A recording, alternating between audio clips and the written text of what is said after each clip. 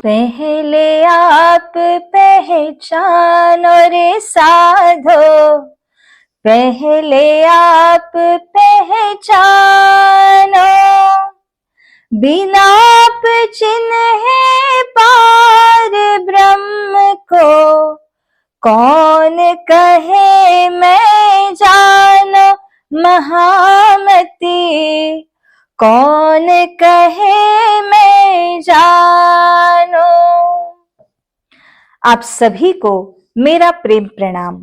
प्यारे भक्तजनों, हमारे पिछले वीडियो के अंदर हमने बात की थी कि सतगुरु की वाणी और सतगुरु के दिए हुए उपदेशों को हमें अपने जीवन में सिरोधार्य करना चाहिए, और सतगुरु ही हैं जो हमें स्वयं की पहचान कराते हैं।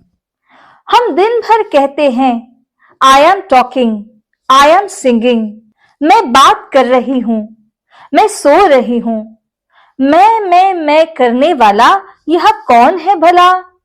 हम इस बात पर कभी गौर नहीं करते हैं, परंतु श्रीमद् भगवत गीता में श्री कृष्ण जी अर्जुन से कहते हैं, हे अर्जुन, क्षेत्र रूपी यह शरीर और वह शरीरधारी आत्मा एवं आत्मा के संबंधी परमात्मा को जानना ही सच्चा ज्ञान होता है।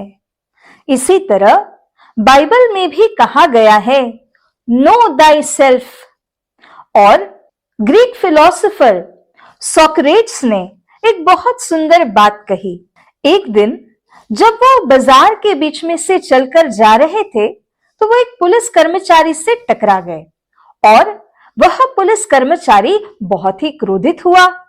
वो कहने लगा, तुम्हें क्या दिखाई नहीं देता, कौन हो तुम?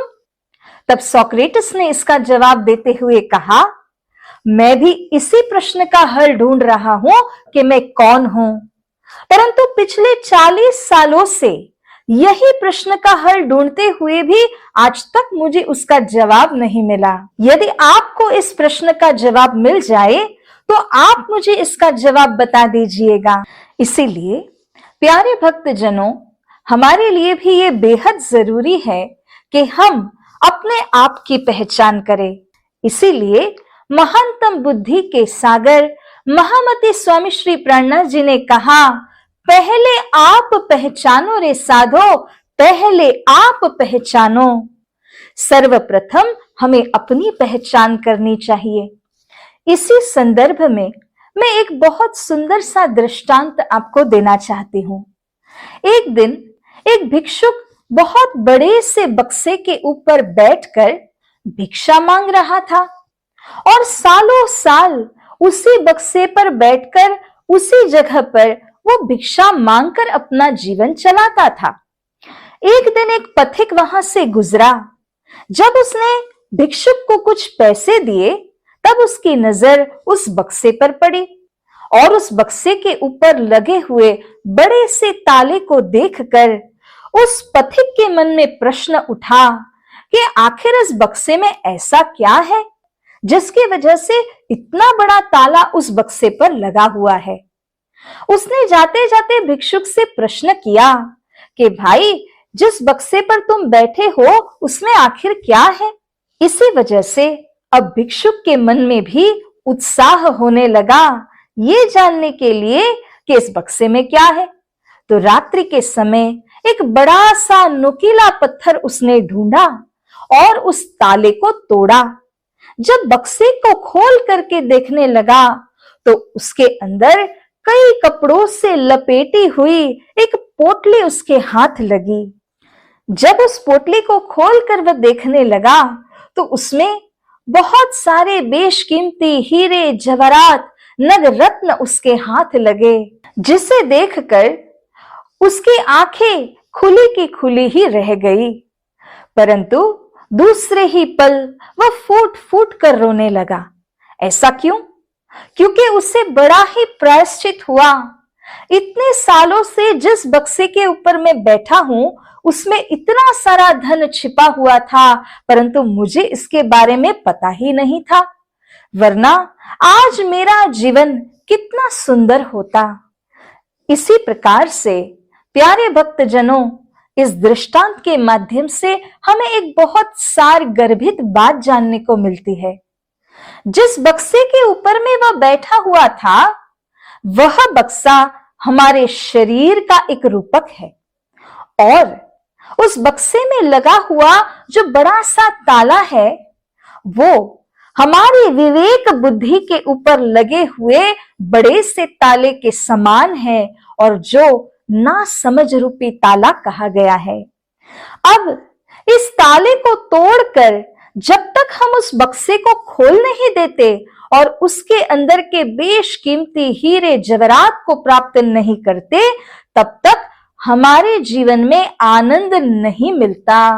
इसीलिए हे भक्तजनों, अपने इस शरीर रूपी बक्से के अंदर छिपी हुई वह जो शक्ति है, जिसको चेतन आत्मा करके कहा गया और जिसके लिए गीता में श्री कृष्ण जी इस प्रकार से कहते हैं, ममैवांशो जीवलोके जीवभूत सनातनः मनः षष्ठानि इंद्रियाणि प्रकृति स्थानि कर्षते।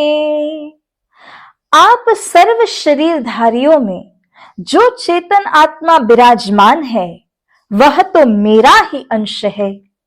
इसीलिए जब हम अपने विवेक बुद्धि के द्वारा और सतगुरु के दिए हुए ज्ञान के द्वारा इस आत्मा रूपी अंश की पहचान कर लेते हैं, तब परमात्मा के साथ हमारा संबंध जुड़ जाता है और जिसने खुद की पहचान कर ली, उसने उन परमात्मा से अपना नाता जोड़ लिया।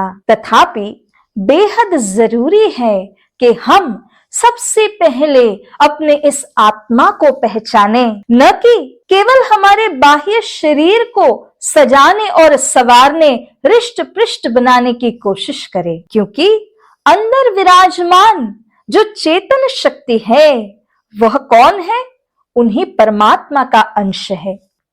जिस तरह से शरीर से जुड़ा हुआ यह हाथ अगर शरीर को कहे कि मैं तो स्वयं सिद्ध हूं, मुझे किसी की आवश्यकता नहीं है, तो क्या वह हाथ अपने आप अपना अस्तित्व बचा सकेगा? कदापि नहीं। इसीलिए हाथ को समझना चाहिए कि मैं तो अपने शरीर का हिस्सा हूं और मुझे शरीर से जुड़कर रहना है। ठीक उसी प्रकार से जब हमारी आत्मा जागृत होकर ये समझ जाती है कि हम तो परमात्मा का अंश हैं और हमें परमात्मा के ही श्री चरणों में समर्पित हो जाना है, तब इस आत्मा का उद्धार निश्चित रूपेण हो जाता है। इसीलिए प्यारे भक्तजनों, ऐसी जागृत आत्मा के ऊपर परमात्मा की अपार कृपा होती है और इस कृपा के द्वारा जीवन का उद्धार कैसे होता है, इसके बारे में आने वाले वीडियो में हम श्रवण करेंगे।